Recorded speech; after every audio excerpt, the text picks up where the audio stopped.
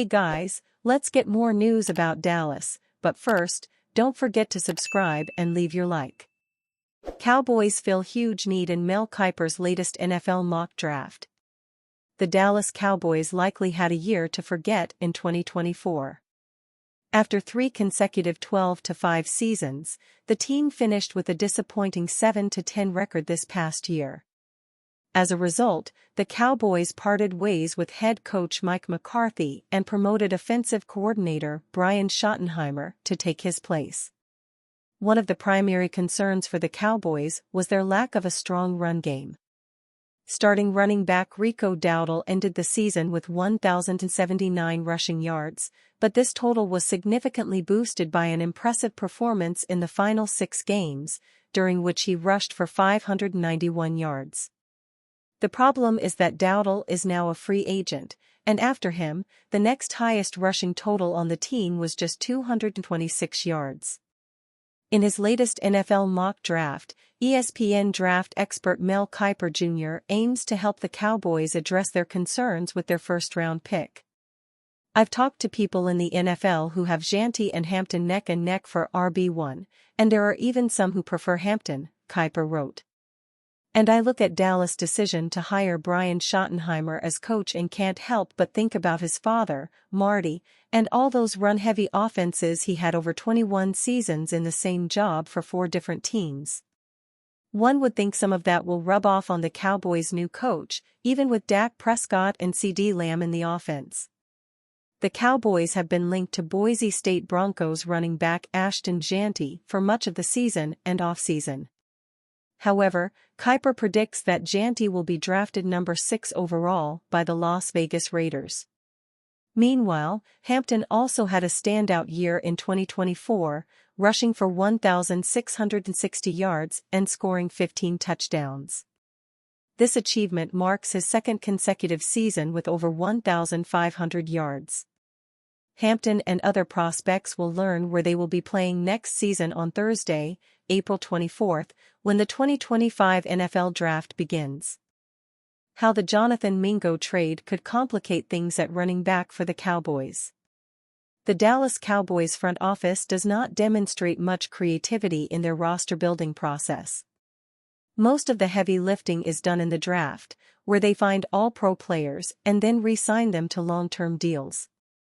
They don't spend much money in free agency, and every once in a while, they orchestrate a trade. That's the synopsis of the Cowboys' roster-building approach. While the fan base is thirsting for them to make moves, a couple of trades in recent years have not panned out as we hoped. In back-to-back years, the Cowboys traded away their 4th-round pick to acquire a player from another team. In 2023, it was for Trey Lance, and last season, it was for Jonathan Mingo. Both Lance and Mingo have played sparingly, and when they didn't give fans much to be excited about. Making deals is risky, and while it's easy to get excited about a new player, things don't always work out as planned. Even some of the more praised front offices in the league can produce some stinkers. The Bills were applauded for going after Amari Cooper at the trade deadline last year. They gave up a 3rd and 5th round pick for him, but his impact was far less than what they hoped for. His per-game averages for catches and yards were the lowest of any year with any of his previous 3 teams, Raiders, Cowboys, and Browns. Making matters worse is that Cooper is now an unrestricted free agent, making him just an 8-game rental for Buffalo. Things weren't any better for the Eagles and their dice roll on Jahan Dotson. Similar to Cooper, Dotson's production was low. His per-game averages were just a third of what he was doing in Washington, despite already putting up unimpressive numbers with the Commanders. Philadelphia made a lot of good moves last year, but the Dotson trade wasn't one of them. The only saving grace is that they have him under contract for 1 more season, so he still has a chance to do something. And that is all the Cowboys have with Mingo because his production in Dallas was horrid. The Cowboys still have a chance to save face as Mingo has 2 more years left on his deal and they gave up a 4th compared to 3rd. That's something, we suppose. While we'll cross our fingers on the Mingo thing, the Cowboys must move forward without a fourth-round pick this year. Again. Normally a pick outside the top 100 players isn't something to lose too much sleep over, but it's still draft capital that can be useful. The Cowboys have landed 4 Pro Bowl players in the 4th round over the last decade, including the highest-paid player in the NFL, Dak Prescott.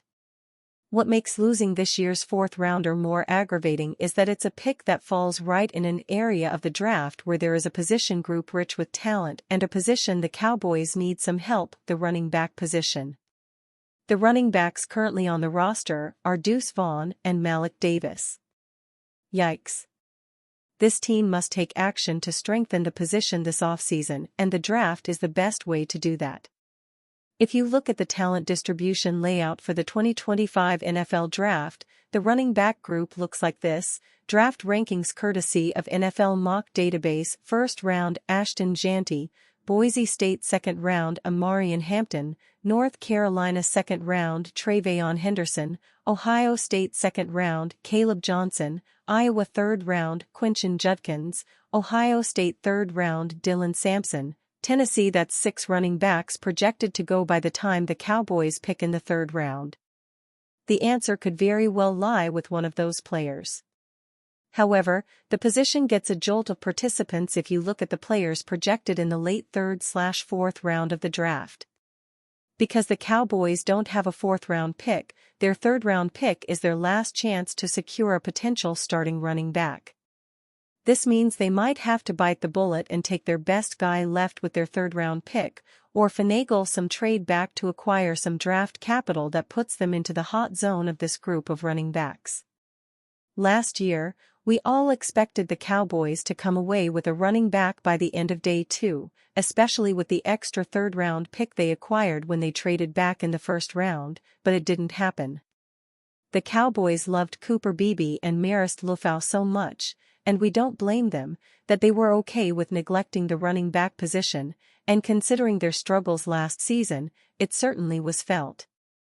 The Cowboys should try to avoid going down that same path again this year, but trading for Mingo could once again make this a challenging exercise.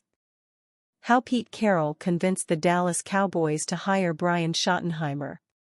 The Dallas Cowboys' decision to hire Brian Schottenheimer has been a polarizing one. Hall of Famer Michael Irvin wasn't thrilled with the Cowboys' direction after letting Mike McCarthy walk.